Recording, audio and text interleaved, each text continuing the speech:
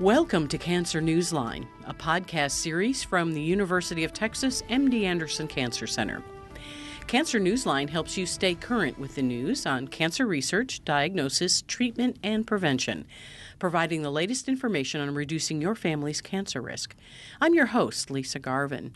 Today, we're talking with two guests. We've got Dr. Josiah Halm and Dr. Maria Claudia Campagna, who are both assistant professors in MD Anderson's General Internal Medicine Department.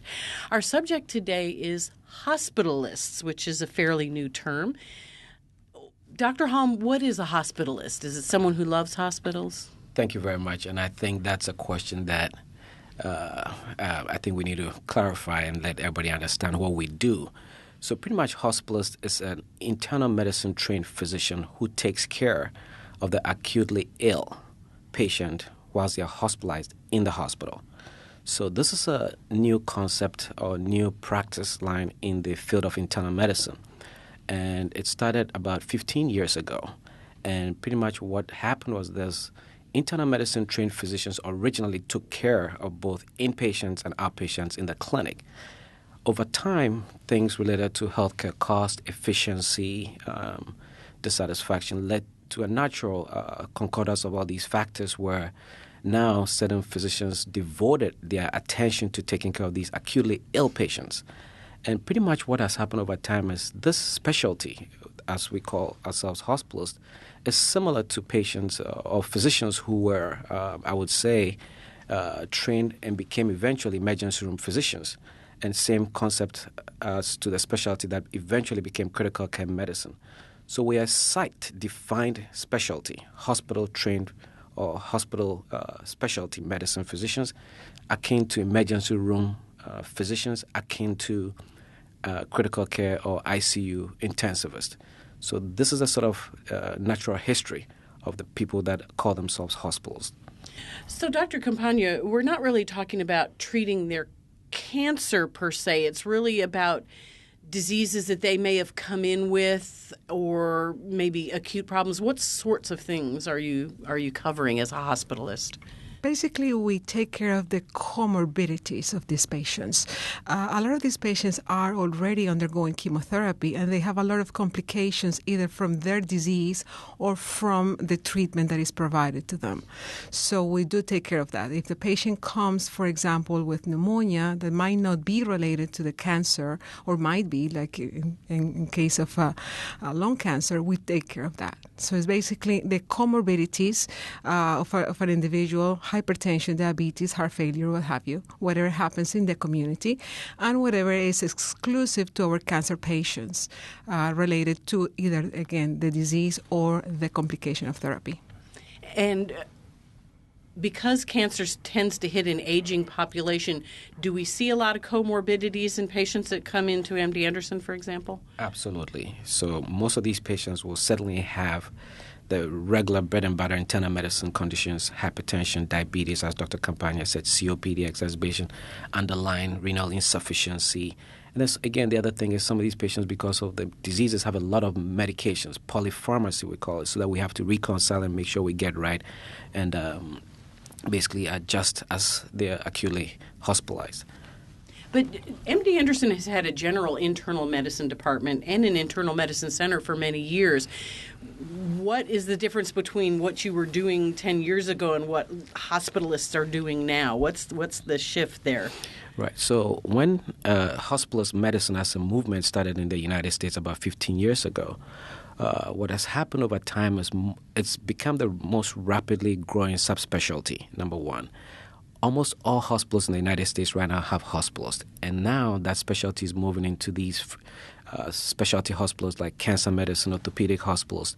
And for us, Dr. Campagna, myself, and our team of hospitals, we pride ourselves on providing this inpatient care for the exclusive cancer hospitalized patient. So in the past, our general internal medicine colleagues used to do this. And they did straddle both, like I talked about, the outpatient and the inpatient. And now here comes these internists who are solely devoted to just doing the inpatient care. And what did was free up our colleagues to concentrate on doing the outpatient piece. So we joined a group of faculty who were doing both initially. Now they're exclusively doing the outpatients while we focus on the inpatient aspects of the hospitalized cancer patient who is ill. And where does the hospitalist come in the whole cancer journey? Do they meet you after they're diagnosed, or, when exactly does the hospitalist get inserted into the care process? We do it from the very beginning when the patient there are two different type of patients. The ones who come, the ones who are admitted from the emergency center, and the ones who are admitted from the clinics. So the patients who are admitted from the emergency center, again, are two different categories. The ones who have never seen MD Anderson before, brand new, they decide to come through our emergency center for many reasons. One of them is because they are too sick to wait for an outpatient appointment. So those patients are admitted to our service because they don't have, in a lot of cases, they do not have a cancer diagnosis that we could prove. They come, they tell us they have been diagnosed with cancer in a different facility, and they do come without any corroboration of this, without any pathology reports, without any reports whatsoever. And we do have different areas. As you probably know, MD Anderson, the clinical oncologists, they do work in different areas. You have the GI medical oncologist, you have the GU oncology, you have thoracic oncology, you have head and neck oncology. So there are different little silos, and we need to locate this patient wherever they belong. So these patients come to us, the hospitalist, and we work them out. Whenever we have all the documentation, all the pathology, all the biopsies, then they go to the corresponding services. The other category are the ones who are already diagnosed with cancer, who have been at MD Anderson before, but come with a medical problem, like the pneumonias and MIs, myocardial infarctions and heart failures. We do take care of those patients, even though they already have a mother service. And from what I understand, from what I've studied, is that you kind of are like ER doctors or paramedics. You work like a 7-day shift, and then you're off 7 days.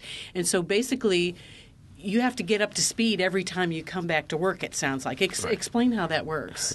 So it's, and I'll use a terminology that I'll probably, it's like systole and diastole, the way your heart beats. So we come in and put an acute inpatient shift of about 7 days, where we take care of patients, develop some relationship with them over the course of time that we're here, and then attend to their acute medical comorbidities. If so, we'll admit patients, discharge patients, and then at the end of our rotation or week's work, we'll hand over the existing patients to one of our colleagues who will come and take over the patient care. So as you said, ours is a longer shift akin to ER, where they do maybe 12-hour shifts, some days off.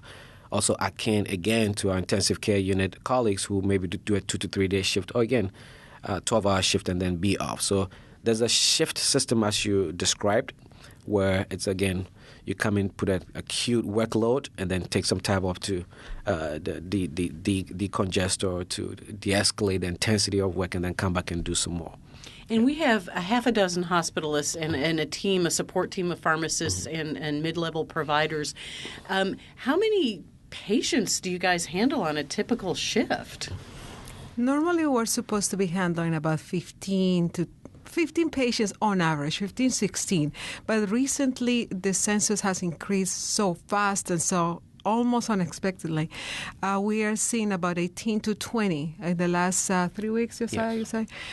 So it could be a big burden. It could be very difficult to manage, but fortunately, we have a very good group of nurse practitioners who are of great support, and we do have a fabulous pharmacist, and they do take turns.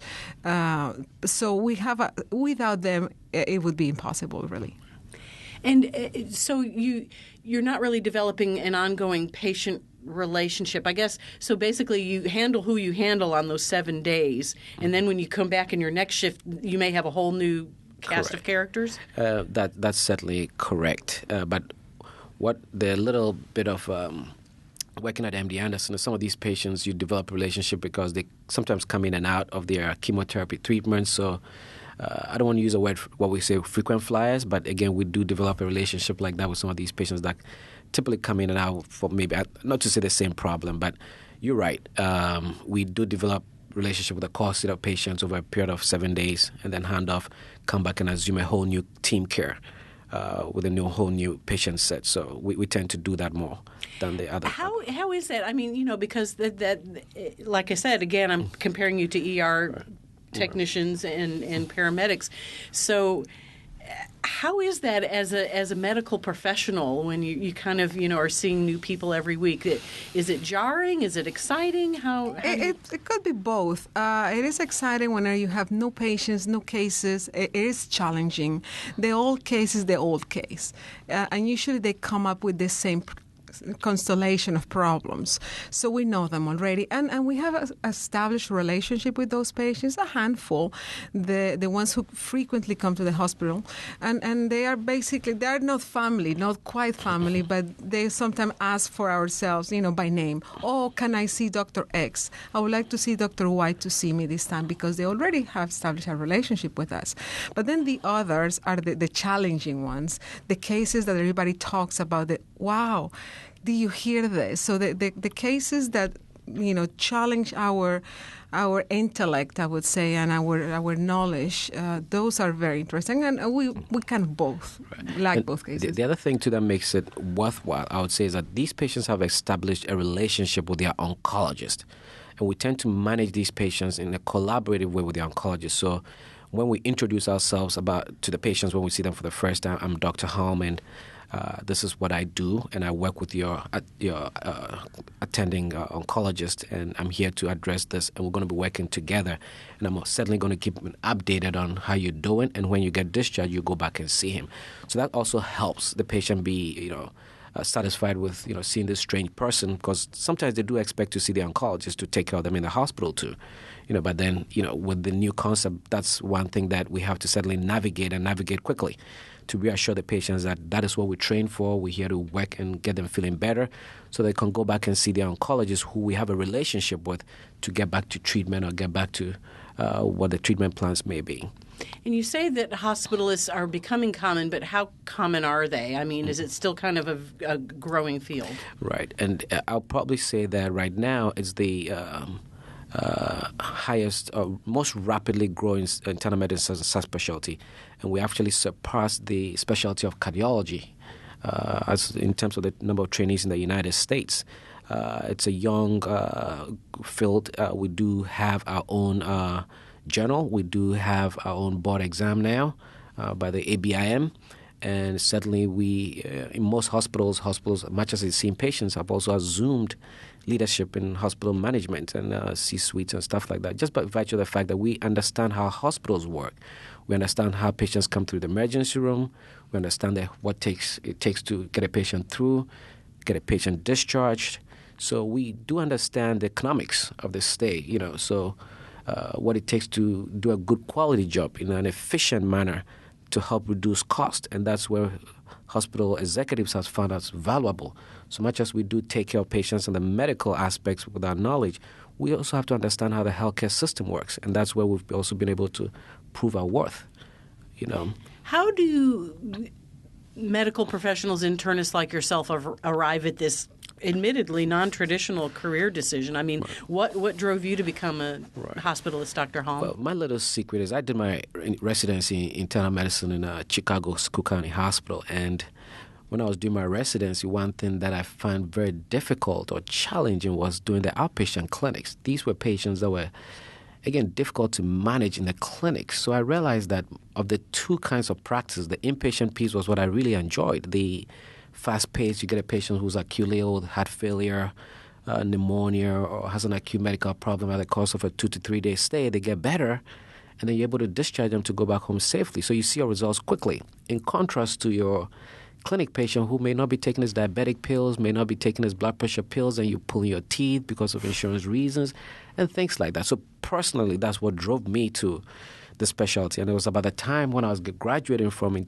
my residency program that it took off. So that's my little secret. And I know Dr. Campagna she actually has some oncology background here. She'll tell you about it. Yes, actually, it was quite by chance. I have been working for 5 years in the outpatient setting, and I know, I live the pains that Josiah is referring to, but when I was trying to look for something different to do because I was getting a little bit tired of doing outpatient, they were looking for an internist who could help the oncologist, the only oncologist that we had. I was working with in county in Fort Worth. And they asked me, would you like to do this? You're going to have to do the inpatient oncology aspect of the practice of the hospital, the county hospital. It was very challenging, and I said, sure, absolutely. So I started, my very first job as a hospitalist was working in oncology. So I became de facto an oncology hospitalist from the very beginning. Do you find that hospitalists are young doctors on the way up, or doctors like yourself that have matured in your profession and maybe want to step to a different level, or is it just a mix of different people? It is a mix of different people, absolutely. You cannot be a hospitalist. The life of the hospitalist is not as short as it is for the intensivist or as it is for the emergency center physician. But I would say it's not as long as it is for the traditional or the physician doing outpatient practice, because it could be very intense. Right. And along those lines too, with the fact that it's known to be the young or the freshly minted resident who goes into internal medicine because, number one, they have the energy for the fast-paced shift, 12-hour shift that you put in week on, week off. And for them, they tend to also want to use this as a transition to maybe do something else in the future. But increasingly over time, we've been able to, like I talked about, it's a board-certified subspecialty in internal medicine right now. We have our own journal. It's widely respected. And professionally, Dr. Campagna, myself, and my team of doctors do have enough years under our belt that we've seen it more as a career and a profession and are trying to grow. And so after that initial plateau where residents will come out of it and make good money, because when they come out like that, they do make good money. And they want to do that for a couple of years while they make up their mind. And a big chunk of them end up staying. And then, so their career paths like in patient safety and quality improvements, their electronic IT records that, they tend to use their young talent and skills as residents to go into. And that certainly offers a lot of leadership potential and career paths in administrative leadership. So that's sort of the natural trajectory. As we grow older and we can't put in the heavy shifts or hours that we do, we tend to want to look at any administrative roles that we can perform. As over time, we tend to understand how hospital systems works and how we get patients through through what we call throughput, get them in and out and safely, efficiently, and at a lower healthcare cost, particularly in this time of healthcare reform and uncertainty. No, the academicians are also the other spectrum. So there are programs with a clear academic hospitalists who are working to train either residents or other physicians who have finished internal medicine and who want to do additional training in hospitalist medicine. Have there been any metrics done to show the effect of hospitalists and how it improves efficiency and other factors? How do they measure your work? Right. So some of the convergent factors that led to this had to do initially with healthcare costs, length of stay. Because if you think about it, in the past, it's your same primary care physician that will put you in the hospital, finish his clinic at about 6:30 p.m., and then have to come back and take care of your pneumonia and heart failure. Obviously, this led to increase in hospital stay, dissatisfaction, nurses were calling you at home, stuff like that. Now you have to move from one hospital to another, taking care of these your individual patients. So the key metrics initially was length of stay, especially for the DRG hospitals where you get paid a defined amount of money for how long your patient stays in the hospital. But I think we as hospitals, we've moved beyond that. Now we want to be measured by the quality of care that we produce. Are we safely discharging our patients so that they don't have a 30-day readmission? Are we providing DVT prophylaxis for our hospitalized patients so they don't develop these clots? Are we controlling their blood sugars better?